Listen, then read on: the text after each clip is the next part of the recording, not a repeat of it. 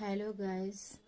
हम आप लोग को एक बहुत ही दर्दनाक गीत सुनाने जा रहे हैं बेटी का। जो कि पसंद है तो लाइक कमेंट और सब्सक्राइब कीजिएगा। आम पाता डोलाले हुइया पाता हो जैसे डोलाले सुंदरा दुल्हा हो जैसे डोलाले सुंदरा दुल्हा हो।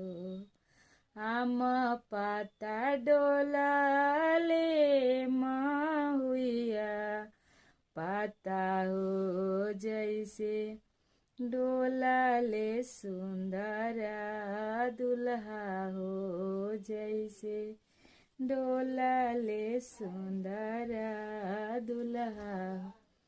डोलाता डोलाता दुल्हा ससुरारी गैले हो पूछे सुभावा मंग नैहर के कुशल हो पूछे धनिया नैहर के कुशल हो।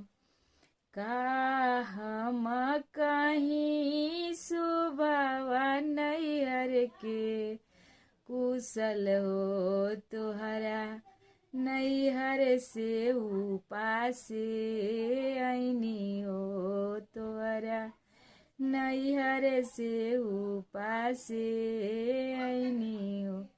आता ना बचना सुबावा सुनी पहली हो भेजे चिट्ठिया पापा के हाथे हो भेजली चिट्ठिया पापा के हाथे हो। जब चिट्ठिया पढ़ले आपन पापा हो बड़ी बेटी वियोगवा लिखली हो बड़ी बेटी वियोगवा लिखली हो बड़ी।